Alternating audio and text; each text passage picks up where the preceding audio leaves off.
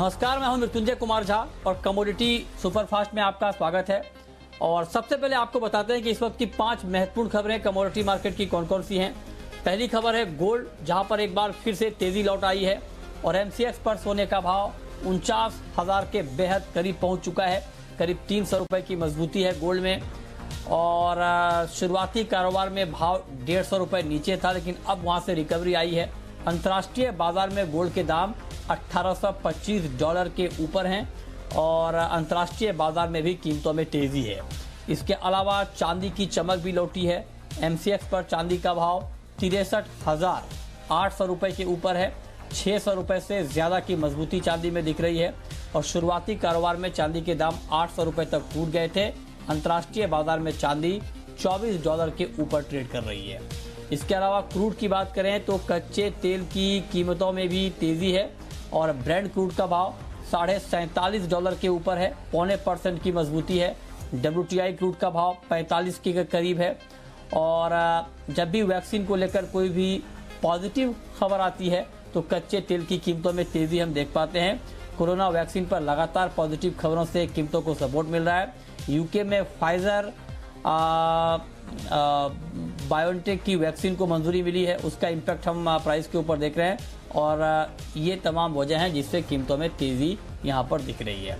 इसके अलावा ग्वार की बात करें तो ग्वार में भी आज दबाव है। ग्वार सीड का वायदा 3850 तक फिसला है।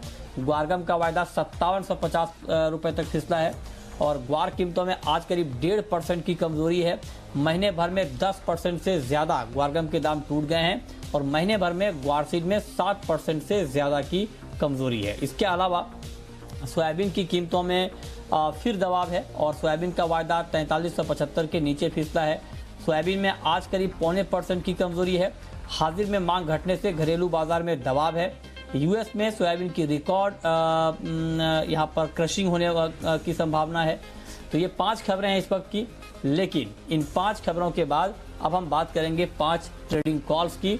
और ये ट्रेडिंग कॉल बताने के लिए हमारे साथ इस वक्त जुड़ रहे हैं अमित सजेजा मोतीलाल ओसवाल के। अमित जी, बहुत बहुत स्वागत है आपका। गोल्ड से शुरुआत कर लेते हैं। गोल्ड का मार्केट एक बार फिर से रफ्तार पकड़ रहा है, क्या सुझाव होगा आपका गोल्ड के ऊपर, क्या करना चाहिए? जी, नमस्कार।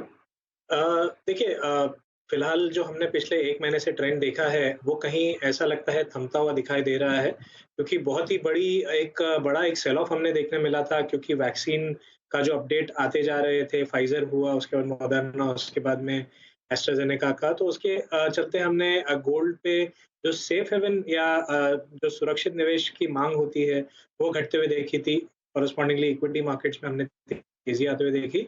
लेकिन अब मुझे लग रहा है कहीं न कहीं निचले स्तरों पे इन्वेस्टमेंट डिमांड फिर से उभर के आने की उम्मीद दिखाई दे रही है और 1780, 1760 ज़ोन टेक्निकली भी बहुत ही एक इम्पोर्टेंट सपोर्ट है। कल फेड के चेयरमैन का बयान था कि जो आर्थिक हालात सुधरने के लिए यूएस में अभी काफ़ी लंबा समय लगेगा। इसका अंदेशा ये हो सकता है कि काफ़ी लंबे समय तक जो एक्सेस लिक्विडिटी है या इंटरेस्ट रेट जो है वो काफ़ी निचले स्तरों पे रहेगी, जो गोल्ड के लिए सपोर्टिव है। तो उसके बाद हमने देखा गोल्ड के प्राइसेस में उछाल आया है। आज भी फॉलो थ्रू बाइंग आ रही है और मुझे लगता है कि ये तेज़ी और बढ़ सकती है। इंट्राडे स्पेसिफिक बात करूँ तो 48,800 एक इमीडिएट सपोर्ट है, वहाँ पर मिले तो डेफिनिटली एक बार बाइंग कर सकते हैं 48,600 के आसपास का स्टॉप लेकर। और मुझे लगता है 49,150 ये एक इमीडिएट टारगेट लेकर चला जा सकता है। ठीक है, तो ये बात हो गई गोल्ड की। सिल्वर का मार्केट आपको कैसा लग रहा है? चांदी में आपको लगता है कि चांदी में भी बाइंग का मौका है अभी?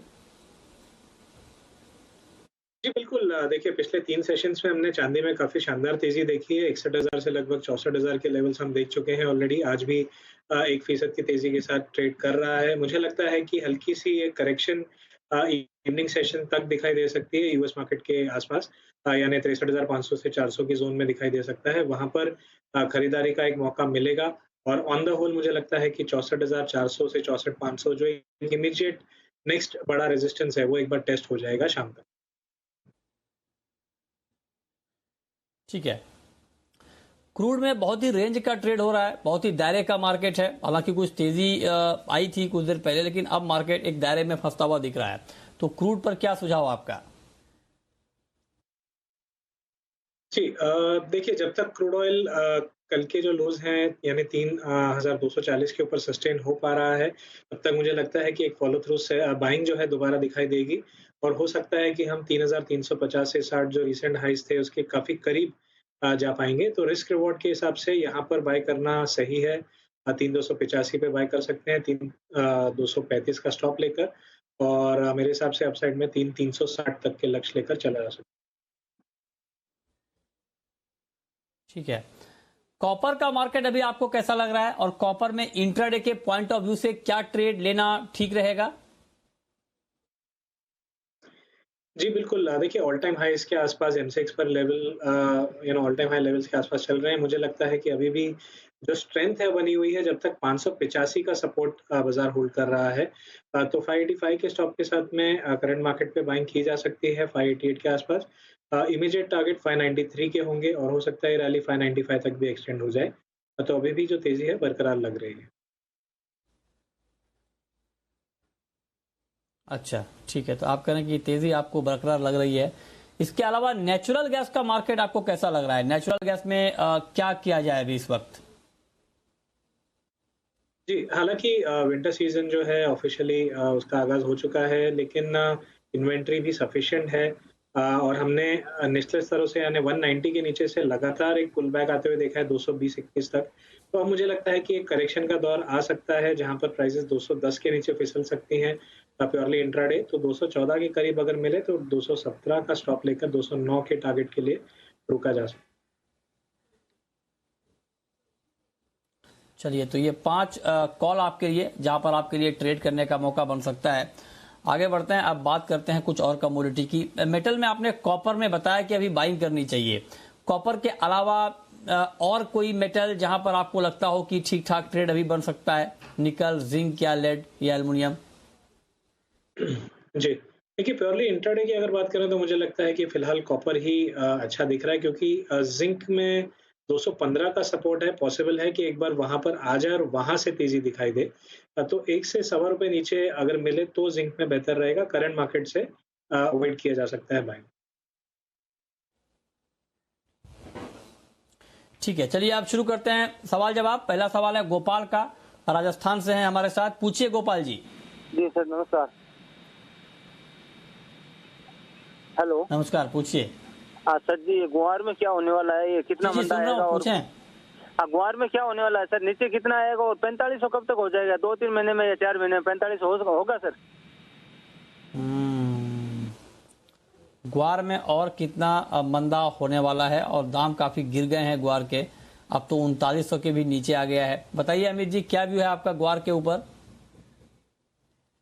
जी देखिए लगातार हमने लगभग पिछले 1 महीने से करेक्शन आते हुए देखी है और 4500 के काफ़ी करीब के हाईज़ थे और अब हम सपोर्ट के करीब हैं। यहाँ पर हमने 3 या 4 बार बाउंस आते हुए देखा है लेकिन देखा जाए तो 4000 के ऊपर सस्टेन होने में नाकाम है। तो मुझे लगता है कि शॉर्ट टर्म बेसिस एक बार 3650 से 3600 के आसपास प्राइसेस जा सकती है। हाँ, उसके बाद लेकिन तेज़ी हमें दिखाई दे सकती है। लेकिन आने वाले हफ्ते से 2 हफ्ते का अगर व्यू लें, मुझे लगता है कि डाउनसाइड में 2 से 3% की नरमी आ सकती है प्राइसेस में। ठीक है, अगला सवाल चिराग का है, मुंबई से है हमारे साथ। पूछिए चिराग। Good evening sir. मैंने 588 में कॉपर सेल किया हुआ है और 1208 में निकल सेल किया हुआ है, क्या करूं? 588 में कॉपर और 1200 कुछ में निकल। ओके, बताइए अमित जी, क्या करना चाहिए इनको अभी?